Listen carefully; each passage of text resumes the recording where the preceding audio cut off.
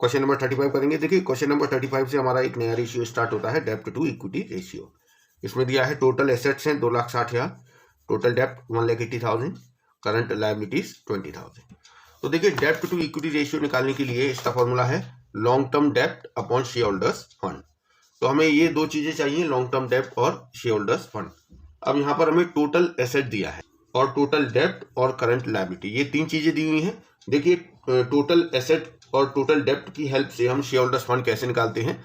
यहां से देखिए फॉर्मूला बन सकता है, शेयर होल्डर्स फंड और टोटल डेप्ट इन दोनों को जोड़ दिया जाए तो क्या आएगा, टोटल इक्विटी एंड लायबिलिटी। तो अगर हम टोटल इक्विटी एंड लायबिलिटी में से टोटल डेप्ट हटा दें तो शेयर होल्डर्स फंड बचेगा। क्वेश्चन में आपको टोटल इक्विटी एंड लायबिलिटी नहीं दिया है, इसकी जगह टोटल एसेट दिया है। टोटल एसेट और टोटल इक्विटी एंड लायबिलिटी बराबर होता है, तो हम टोटल एसेट के अमाउंट में से टोटल डेप्ट घटा दें तो शेयर होल्डर्स फंड आ जाएगा। तो देखिए शेयर होल्डर्स फंड निकाल लेते पहले।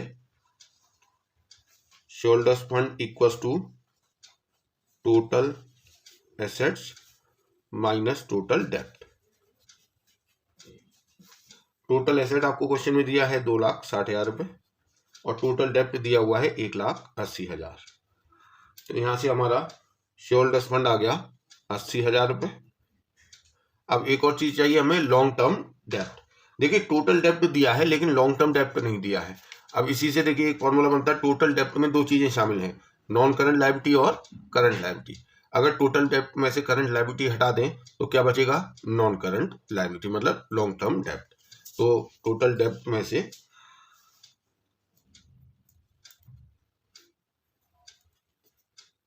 टोटल डेप्ट माइनस करंट लायबिलिटी। तो टोटल डेप्ट आपको दिया हुआ है 1,80,000 रुपए, करंट लायबिलिटी दी है 20,000, तो यहां से हमारा लॉन्ग टर्म डेप्ट बचेगा 1,60,000 रुपए। तो देखिए यहां हम पुट कर देंगे डेप्ट टू इक्विटी रेशियो में, लॉन्ग टर्म डेप्ट है हमारी 1,60,000 और शेयर होल्डर्स फंड आया था 80,000, तो हमारा रेशियो आ गया 2:1। क्वेश्चन नंबर 36 करेंगे। कैलकुलेट डेप्ट to equity ratio. Share capital दी है 5 लाख, जनरल रिजर्व दिया है 90,000, एक्यूमुलेटेड प्रॉफिट दिया है या ये सरप्लस अकाउंट का बैलेंस भी कह सकते हैं इसे 50,000, 10% डिवेंचर 1,30,000 और करंट लायबिलिटी 1 लाख रुपए। देखिए यहाँ पर हम पहले शेयर होल्डर्स फंड निकालेंगे। हमें दो चीजें चाहिए, शेयर होल्डर्स फंड और लॉन्ग टर्म डेप्ट। तो शेयर होल्डर्स फंड में क्या क्या शामिल होता है, ये देखिए आप बैलेंस शीट हमने बनाई हुई है। यहाँ पर share capital, reserve and surplus, ये दो चीजें शामिल होती हैं शेयर होल्डर्स फंड में, और ये चीजें आपको क्वेश्चन में दी हुई हैं। शेयर होल्डर्स फंड के लिए आपको एक तो इक्विटी शेयर कैपिटल दिया है 5 लाख रुपए और दूसरा आपको रिजर्व दिया हुआ है 90,000 और सरप्लस दिया है, एक्यूमुलेटेड प्रॉफिट या सरप्लस एक ही बात है, 50,000 रुपए। तो आपका शेयर होल्डर्स फंड आ गया 6,40,000 रुपए। अब हमें चाहिए लॉन्ग टर्म डेप्ट। देखिए लॉन्ग टर्म डेप्ट में दो चीजें शामिल हैं, लॉन्ग टर्म बोरोइंग और लॉन्ग टर्म प्रोविजंस। अब लॉन्ग टर्म बोरोइंग में इसमें दिया है 10% डिवेंचर 1,30,000 रुपए, और कोई लॉन्ग टर्म बोरोइंग नहीं दी है और ना ही लॉन्ग टर्म प्रोविजन दिया है, तो यही हमारा लॉन्ग टर्म डेप्ट हो गया। अब यहां से हम डेप्ट टू इक्विटी रेशियो निकाल लेंगे। अब डेप्ट टू इक्विटी का फॉर्मूला है लॉन्ग टर्म डेप्ट जो कि है 1,30,000 अपॉन शेयर होल्डर्स फंड जो कि हम निकाल चुके हैं 6,40,000 रुपए। इसे हम सॉल्व करेंगे तो हमारा आंसर आएगा 0.203:1। क्वेश्चन नंबर 37 करेंगे। From the following information calculate डेप्ट टू इक्विटी रेशियो। देखिए यहाँ पर आपको एक तो इक्विटी शेयर कैपिटल दिया है 2 लाख रुपए, प्रेफरेंस शेयर कैपिटल दिया है 1 लाख रुपए, जनरल रिजर्व दिया है 90,000, सरप्लस दिया है 40,000। तो देखिए ये चारों चीजें अगर हम मिला दें, ये share capital, reserve and surplus, इन चारों चीजों को अगर हम मिला दें तो आ जाएगा शेयर होल्डर्स फंड। और 10% डिवेंचर ये हमारा लॉन्ग टर्म डेप्ट है, करंट लायबिलिटी इससे हमें कोई मतलब नहीं है। तो अब हम निकालते हैं शेयर होल्डर्स फंड, पहले कैलकुलेट कर लेते हैं। तो शेयर होल्डर्स फंड में क्या क्या आता है, शेयर कैपिटल और रिजर्व एंड सरप्लस। तो शेयर कैपिटल यहाँ पे दो प्रकार की है, एक है इक्विटी शेयर कैपिटल 2 लाख रुपए, एक है प्रेफरेंस शेयर कैपिटल 1 लाख रुपए, एक रिजर्व दिया हुआ है जनरल रिजर्व 90,000 और सरप्लस अकाउंट का बैलेंस दिया हुआ है 40,000 रुपए। तो यहां से आप देखेंगे शेयर होल्डर्स फंड आ रहा है 4,30,000। इसके बाद आपको चाहिए लॉन्ग टर्म डेप्ट। देखिए लॉन्ग टर्म डेप्ट में यहाँ पे एक ही चीज दी है, केवल डिवेंचर 1,50,000 के, तो वही हमारा लॉन्ग टर्म डेप्ट है। इसे हम फॉर्मूले में पुट कर देंगे, 1,50,000 लॉन्ग टर्म डेप्ट और शेयर होल्डर फंड है हमारा 4,30,000 रुपये। तो यहाँ से हमारा डेप्ट टू इक्विटी रेशियो आएगा 0.35:1। क्वेश्चन नंबर 38 करेंगे। देखिए यहाँ दिया है कैपिटल एम्प्लॉयड और शेयर होल्डर्स फंड, कैलकुलेट डेप्ट टू इक्विटी रेशियो। अब यहाँ पर कैपिटल एम्प्लॉयड दिया है और शेयर होल्डर्स फंड दिया है। तो देखिए एक चीज तो हमारे पास है share holders fund, long term डेप्ट नहीं है। देखिए ये बैलेंस शीट में यहाँ से आपको समझ में आएगा कि जो कैपिटल एम्प्लॉयड है इसमें क्या क्या शामिल है। एक शेयर कैपिटल, दूसरा रिजर्व एंड सरप्लस मतलब शेयर होल्डर्स फंड, और तीसरा नॉन करंट लायबिलिटी। तो शेयर होल्डर्स फंड और नॉन करंट लायबिलिटी इनको मिला दिया जाए तो आ जाएगा कैपिटल एम्प्लॉयड। तो यहीं से हम अपनी लॉन्ग टर्म डेप्ट निकालेंगे। तो देखिए capital employed equals to share holders fund plus non current liability. अभी हम नॉन करंट लायबिलिटी का मतलब मानेंगे लॉन्ग टर्म डेप्ट। तो देखिए कैपिटल एम्प्लॉयड की वैल्यू आपको क्वेश्चन में दी हुई है 8 लाख रुपए, शेयर होल्डर्स फंड दिया हुआ है 2 लाख रुपए, नॉन करंट लायबिलिटी नहीं पता, यहां से हमें नॉन करंट लायबिलिटी पता चलेगी 6 लाख रुपए। तो देखिए लॉन्ग टर्म डेप्ट आ चुका है, एक शेयर होल्डर्स फंड वो तो आपको डायरेक्टली क्वेश्चन में ही दिया हुआ है। तो हम फॉर्मूला रख लेते हैं और डेप्ट टू इक्विटी रेशियो निकालते हैं। तो डेप्ट टू इक्विटी का फॉर्मूला है लॉन्ग टर्म डेप्ट, जो कि हम 6 लाख निकाल चुके हैं, divide by share holders fund जो कि क्वेश्चन में दिया हुआ है 2 लाख रुपए। तो यहाँ से हमारा आंसर आ गया 3:1। देखिए ये क्वेश्चन नंबर 39 करेंगे। यहाँ पर बैलेंस शीट दी हुई है, हमें कैलकुलेट करना है लॉन्ग टर्म और शॉर्ट टर्म फाइनेंशियल पोजीशन। तो देखिए लॉन्ग टर्म फाइनेंशियल पोजीशन को डिटरमाइन करने के लिए हम क्या कैलकुलेट करते हैं, डेप्ट टू इक्विटी रेशियो, और शॉर्ट टर्म फाइनेंशियल पोजीशन के लिए हम कैलकुलेट करते हैं करंट रेशियो। तो पहले हम यहाँ पर डेप्ट टू इक्विटी रेशियो कैलकुलेट करते हैं। देखिए डेप्ट टू इक्विटी रेशियो के लिए हमें चाहिए एक लॉन्ग टर्म डेप्ट और दूसरा चाहिए शेयर होल्डर्स फंड। तो इस क्वेश्चन में आप देखिए preference share capital, equity capital, security premium reserve, reserve and surplus और long term loan from IDBI दिया है। तो अगर हम लॉन्ग टर्म डेप्ट की बात करें तो एक यही लॉन्ग टर्म डेप्ट है, और शेयर होल्डर्स फंड कैसे कैलकुलेट करेंगे उसका फॉर्मूला होता है share capital plus reserve and surplus. तो यहाँ पर इक्विटी शेयर कैपिटल भी दी है और प्रेफरेंस शेयर कैपिटल भी दी है, तो इन दोनों को जोड़ देंगे। सिक्योरिटी प्रीमियम रिजर्व दिया है और रिजर्व एंड सरप्लस दिया है।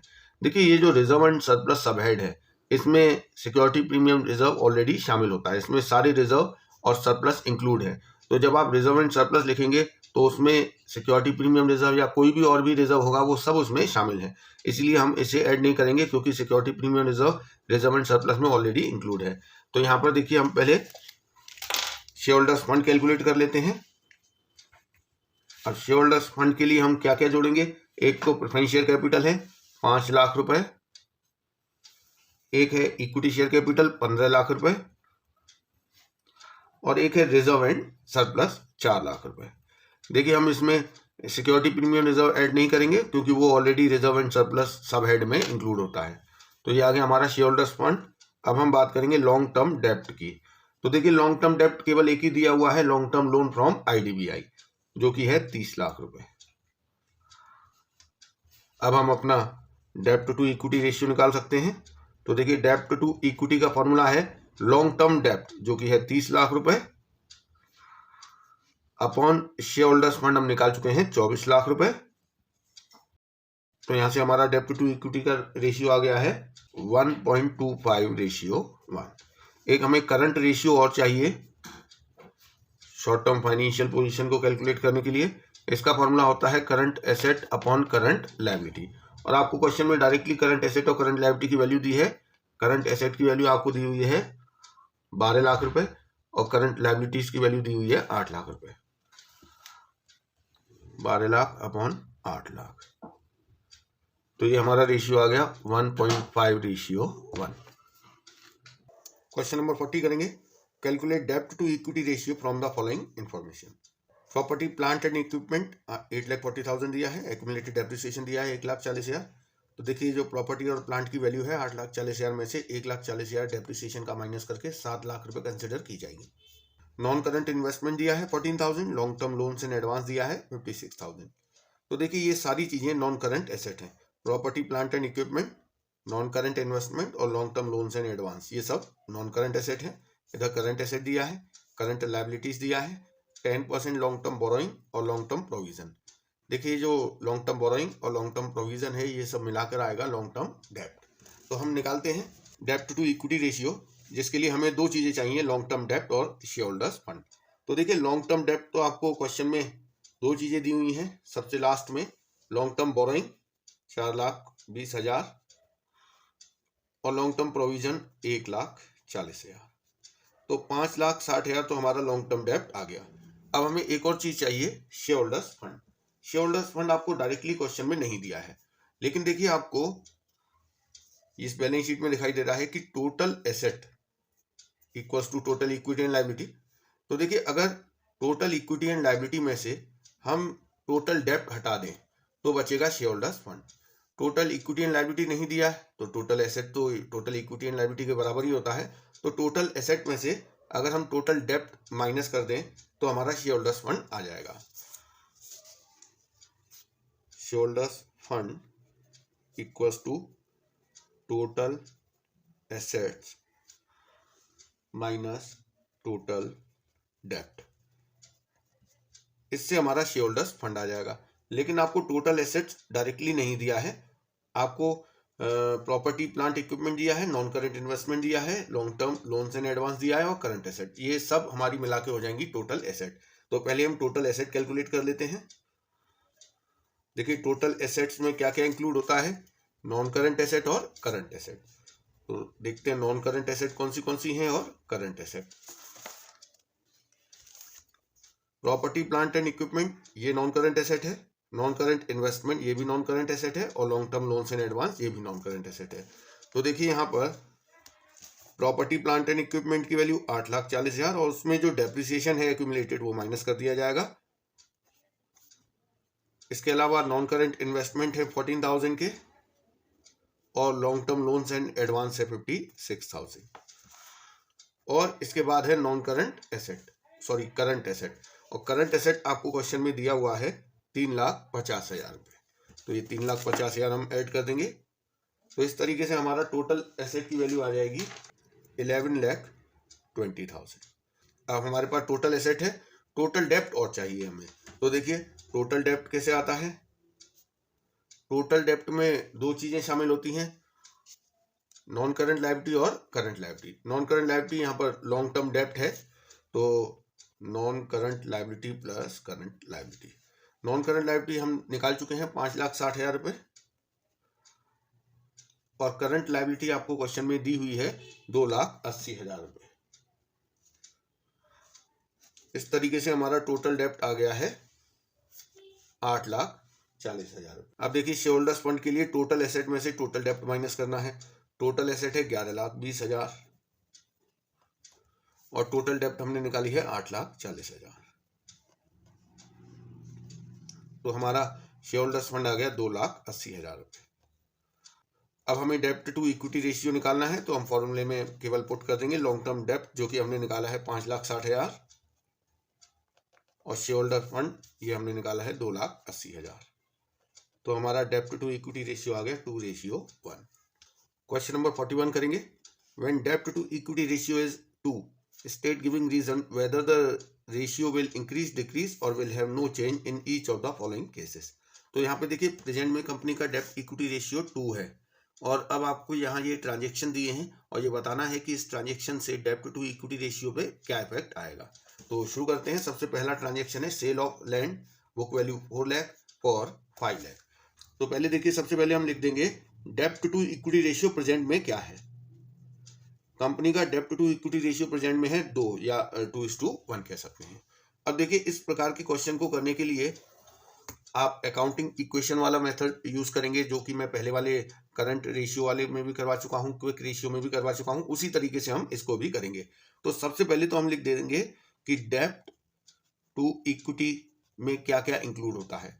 ऊपर होता है लॉन्ग टर्म डेप्ट और नीचे होता है शेयर होल्डर्स फंड।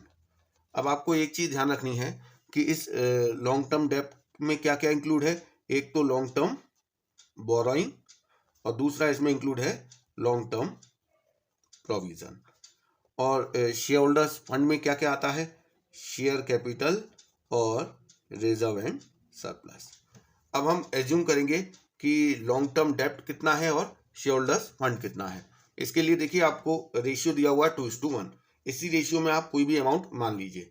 तो हम मान लेते हैं लॉन्ग टर्म डेप्ट है 20 लाख और शेयर होल्डर्स फंड है 10 लाख रुपए। तो यहां से देखिए 20 लाख और 10 लाख रेशियो हमारा 2:1 है। अब हम एक एक ट्रांजेक्शन को लेंगे और उसका इफेक्ट देखेंगे कि उसकी वजह से इन अमाउंट्स पर लॉन्ग टर्म डेप्ट और शेयर होल्डर्स फंड पे क्या चेंज आ रहा है, और हम निकालेंगे कि रेशियो कितना बढ़ रहा है या घट रहा है। सबसे पहला ट्रांजेक्शन है sale of land, book value 4 lakh for 5 lakh. तो यहाँ पर आप देखिए कि लैंड बेची है, एक तो हमारी लैंड की वैल्यू कम हो जाएगी, कितने से कम हो जाएगी, 4 लाख रुपए से, और दूसरी तरफ कैश आ जाएगा, कैश कितना आएगा, 5 लाख रुपए। और एक और चीज देखिए, 4 लाख की लैंड को 5 लाख में बेच रहे हैं, इसका मतलब 1 लाख का प्रॉफिट हो रहा है, तो इससे हमारा सरप्लस बढ़ जाएगा 1 लाख रुपए से। देखिए लैंड ना तो लॉन्ग टर्म डेप्ट में आता है ना शेयर होल्डर्स फंड में, कैश ना तो लॉन्ग टर्म डेप्ट में आता है ना शेयर होल्डर्स फंड में। ये जो सरप्लस है ये आप देखिए शेयर होल्डर्स फंड का हिस्सा है। अगर ये बढ़ेगा सरप्लस तो शेयर होल्डर फंड भी इंक्रीज हो जाएगा। तो अभी हमारा जो शेयर होल्डर्स फंड 10 लाख है वो हो जाएगा 1 लाख बढ़ के 11 लाख रुपए। तो देखिए 20 लाख अपॉन 11 लाख, यहां से हम निकालेंगे 1.8 समथिंग आएगा, 1.8 रेशियो 1 हो गया। तो आप देख रहे हैं जो रेशियो पहले 2 था अब वो 1.8 हो गया है, इसका मतलब रेशियो हो गया है डिक्रीज। इसका रीजन क्या है, इसका रीजन ये है कि जो शेयर होल्डर फंड है वो इंक्रीज हो गया है। शेयर होल्डर फंड इंक्रीज कितने से हुआ है, 1 लाख रुपए से। जो इस ट्रांजेक्शन में कंपनी को प्रॉफिट हुआ है उसकी वजह से शेयर होल्डर्स फंड 1 लाख रुपए से बढ़ गया है। सेकंड ट्रांजेक्शन देखेंगे, issue of equity share for the purchase of plant and machinery worth ₹10 lakh. अभी हम बिफोर ट्रांजेक्शन लिख लेते हैं, लॉन्ग टर्म डेप्ट है 20 लाख और शेयर होल्डर्स फंड है 10 लाख रुपए। अब हम देखते हैं इस ट्रांजेक्शन का क्या इफेक्ट है। तो देखिए इक्विटी शेयर इशू किए हैं, एक तरफ तो शेयर कैपिटल इंक्रीज हो जाएगा 10 लाख रुपए से, और दूसरी तरफ प्लांट एंड मशीनरी खरीदा है तो 10 लाख रुपए से प्लांट एंड मशीनरी इंक्रीज हो जाएगा। तो देखिए प्लांट एंड मशीनरी बढ़ने से ना तो लॉन्ग टर्म डेप्ट पे कोई इफेक्ट आएगा ना शेयर होल्डर्स फंड पर, लेकिन शेयर कैपिटल बढ़ने से शेयर होल्डर्स फंड बढ़ जाएगा, क्योंकि शेयर होल्डर्स फंड का फॉर्मूला है share capital plus reserve and surplus. तो शेयर होल्डर्स फंड कितने से बढ़ जाएगा, 10 लाख रुपए से। प्रेजेंट में हमारा शेयर होल्डर्स फंड है 10 लाख, 10 लाख और बढ़ जाएगा तो ये हो जाएगा 20 लाख। तो अब हम डेप्ट टू इक्विटी रेशियो निकालें तो 20 लाख अपॉन 20 लाख, तो ये आएगा 1:1। तो यहाँ आप देख रहे हैं रेशियो इसमें भी डिक्रीज हुआ है।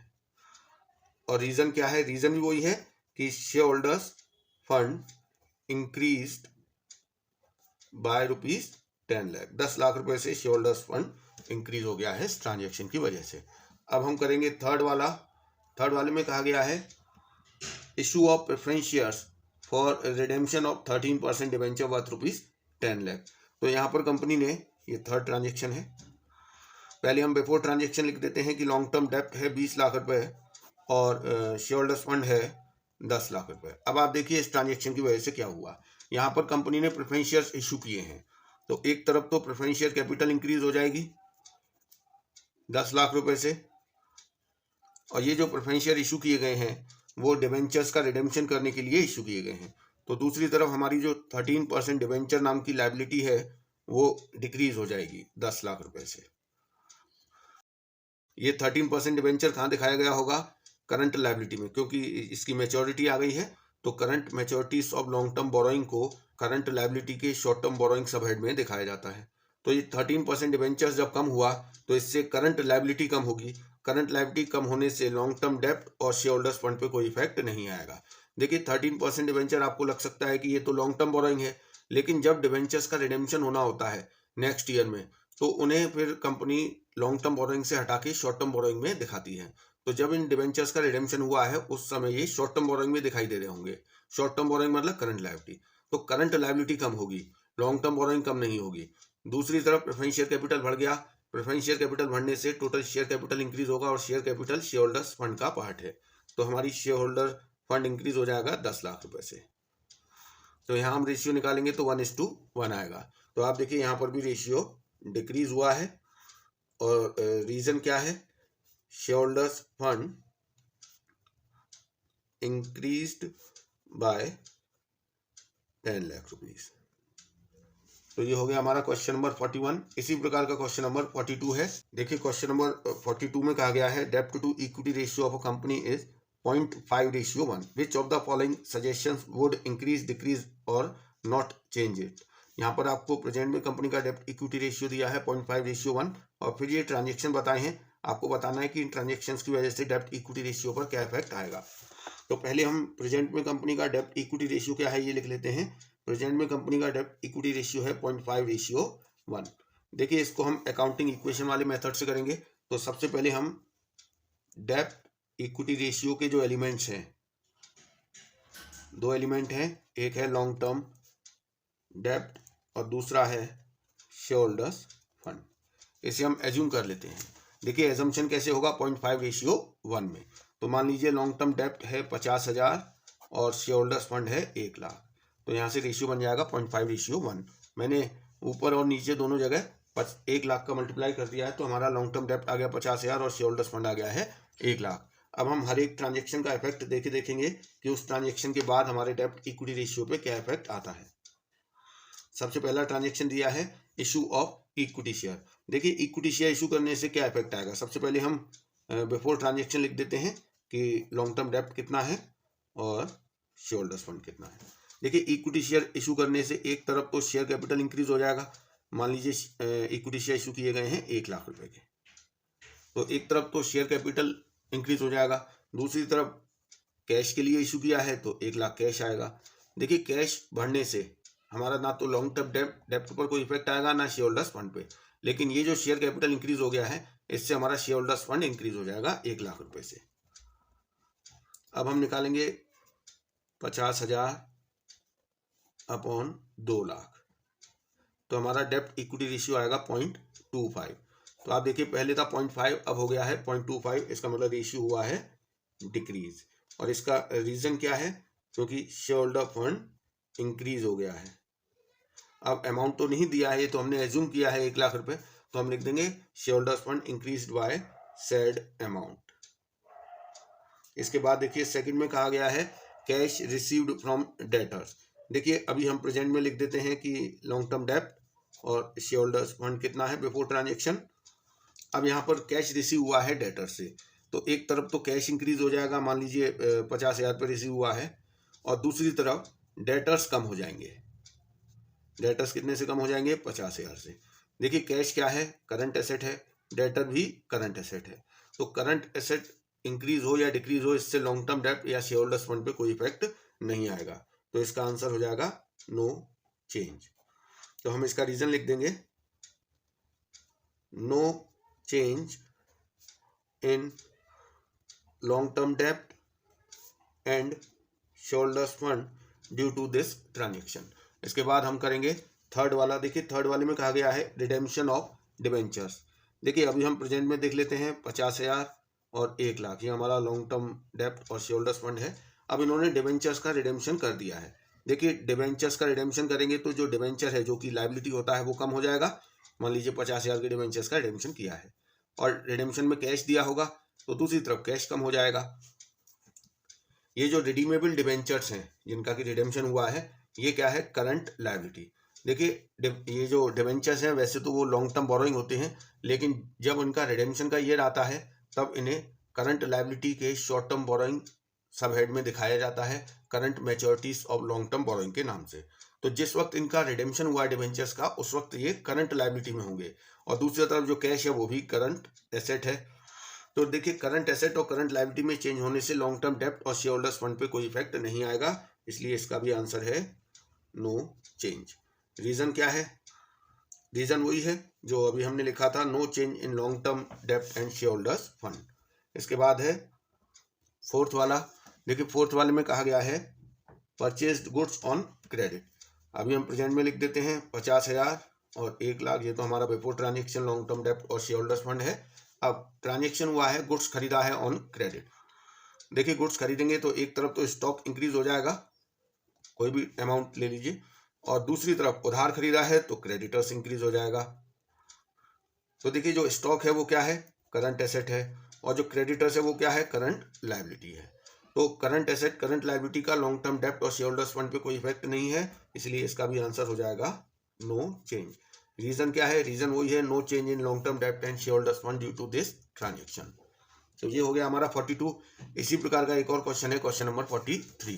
देखिए क्वेश्चन नंबर 43 में दिया है, एज्यूमिंग दैट द डेप्ट to equity ratio is 2:1, state giving reason which of the following transaction would increase decrease और नॉट अल्टर द डेप्ट टू इक्विटी रेशियो। यहाँ पर देखिए आपको ट्रांजेक्शन दिए हैं, प्रेजेंट में कंपनी का डेप्ट टू इक्विटी रेशियो 2:1 है, और आपसे पूछा गया है कि इन ट्रांजेक्शन्स की वजह से डेप्ट टू इक्विटी रेशियो पे क्या इफेक्ट आएगा। तो अब हम एक एक करते जाएंगे, पढ़ते जाएंगे। और देखिए सबसे पहले आप समझ लीजिए, प्रेजेंट में कंपनी का जो डेप्ट इक्विटी रेशियो है वो है 2:1। अब हम इसको करेंगे कौन से मेथड से, वही अकाउंटिंग इक्वेशन वाले मेथड से। तो सबसे पहले हम लिख लेते हैं कि प्रेजेंट में कंपनी का डेप्ट इक्विटी रेशियो के जो एलिमेंट हैं उनकी वैल्यू क्या है, ये हम एज्यूम करेंगे। तो डेप्ट इक्विटी रेशियो में दो चीजें होती हैं, एक लॉन्ग टर्म डेप्ट और नीचे होता है शेयर होल्डर्स फंड।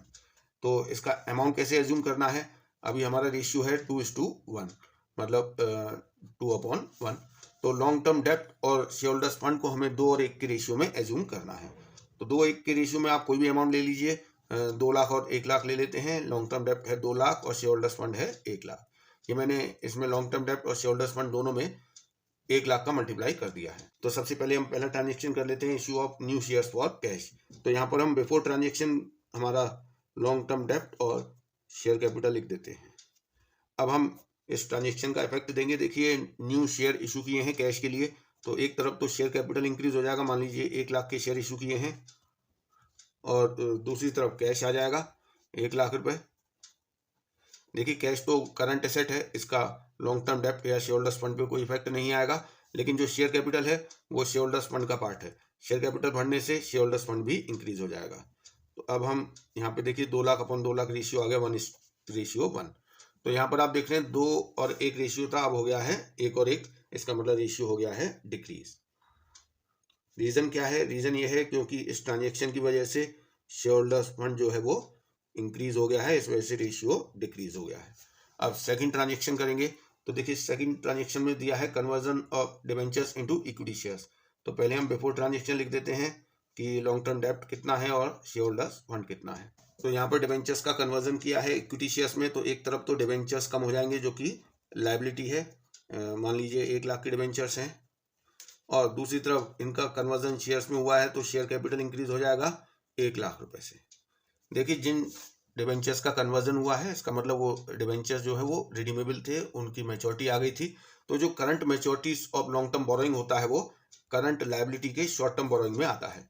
तो ये जो डिबेंचर्स कम हुए हैं इससे लॉन्ग टर्म बोरोइंग पर या लॉन्ग टर्म डेप्ट पर कोई इफेक्ट नहीं आएगा, इससे करंट लायबिलिटी कम होने वाली है, क्योंकि जो रिडीमेबल डिबेंचर्स होते हैं redeemable in the next year वो करंट लायबिलिटी के शॉर्ट टर्म बोरोइंग में दिखाए जाते हैं।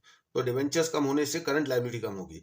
दूसरी तरफ शेयर कैपिटल बढ़ने से शेयर होल्डर्स फंड इंक्रीज हो जाएगा 1 लाख रुपए से। तो आप देख लीजिए पहले था शेयर होल्डर्स फंड 1 लाख और शेयर इशू कर दिए हैं, तो इससे हमारा शेयर होल्डर्स फंड हो गया 2 लाख। तो लॉन्ग टर्म डेप्ट 2 lakh, share holders fund 2 lakh, ratio आ गया 1:1। तो इसका भी आंसर वही है, डिक्रीज हो गया है। और रीजन क्या है, रीजन वही है जो ऊपर था, शेयर होल्डर्स फंड हो गया है इंक्रीज। अब थर्ड करेंगे। तो देखिए थर्ड ट्रांजेक्शन में कहा है sale of fixed asset at profit. तो हम प्रेजेंट में लिख देते हैं बिफोर ट्रांजेक्शन हमारी लॉन्ग टर्म डेप्ट है 2 लाख और शेयर होल्डर्स फंड है 1 लाख रुपए। तो इधर देखिए इन्होंने कहा है फिक्स एसेट को बेचा है एट प्रॉफिट। तो अब कितने प्रॉफिट पे बेचा है ये तो नहीं बताया है। मान लीजिए फिक्स एसेट थी 1 लाख रुपए की, तो बेचेंगे तो फिक्स एसेट तो कम हो गई और कैश बढ़ जाएगा। मान लीजिए 1,20,000 रुपये में बेचा है तो कैश बढ़ गया 1,20,000 रुपये से।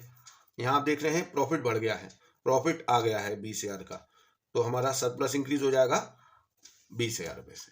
वो कोई भी अमाउंट हो सकता है, आपको प्रॉफिट लेना है, बस कितना भी प्रॉफिट ले सकते हैं। तो देखिए फिक्स एसेट बढ़ने या घटने से लॉन्ग टर्म डेप्ट शेयर होल्डर्स फंड पे कोई इफेक्ट नहीं आएगा।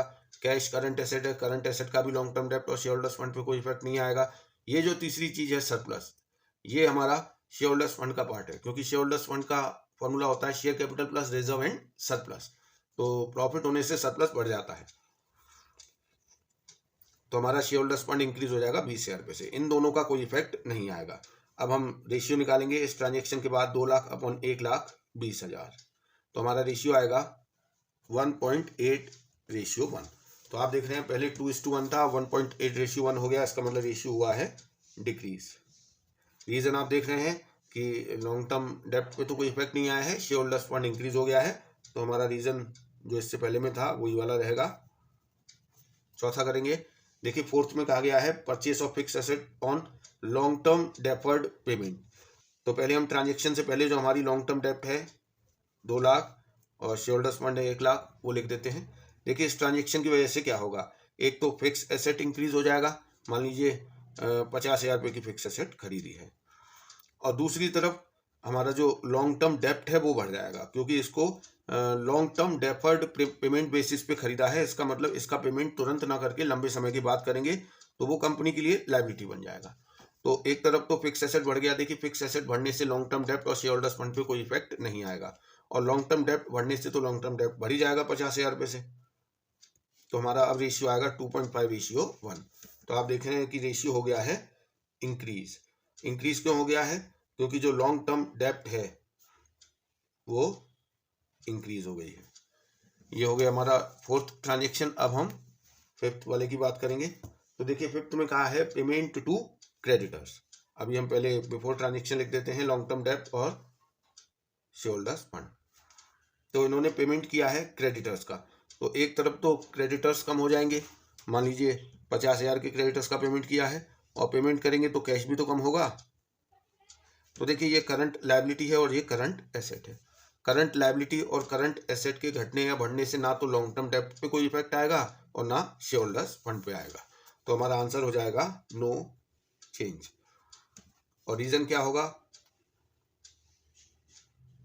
No change in long term डेप्ट and share holders fund due to this transaction. Question number 44 देखिए, from the following balance sheet of ABC limited as at 31 March 2022 calculate डेप्ट to equity ratio. देखिए यहाँ पर हमें पूरी बैलेंस शीट दी है, यहाँ से हमें निकालना है डेप्ट टू इक्विटी रेशियो। इसके लिए हमें केवल 2 चीज चाहिए, एक चाहिए लॉन्ग टर्म डेप्ट अपॉन शेयर होल्डर्स फंड। तो हम क्वेश्चन में देखते हैं लॉन्ग टर्म डेप्ट कहाँ है। तो देखिए लॉन्ग टर्म डेप्ट में 2 ही चीजें होती हैं, लॉन्ग टर्म बोरोइंग और लॉन्ग टर्म प्रोविजंस। तो नॉन करंट लायबिलिटी में केवल एक ही चीज है, लॉन्ग टर्म बोरोइंग 2,50,000 रुपये, तो वो हम लॉन्ग टर्म डेप्ट की जगह लिख देंगे 2,50,000 रुपये। और हमें चाहिए शेयर होल्डर्स फंड। तो शेयर होल्डर्स फंड देखिए यहाँ दिया हुआ है, एक तो शेयर कैपिटल है 10 लाख रुपए और दूसरा है रिजर्व एंड सरप्लस। तो शेयर कैपिटल और रिजर्व एंड सरप्लस दोनों को जोड़ के ही शेयर होल्डर्स फंड आता है। तो शेयर होल्डर्स फंड की वैल्यू हो गई 10 लाख प्लस 2,40,000, 12,40,000 रुपये। यहाँ से हम डेप्ट टू इक्विटी रेशियो निकालेंगे तो आएगा 0.2:1।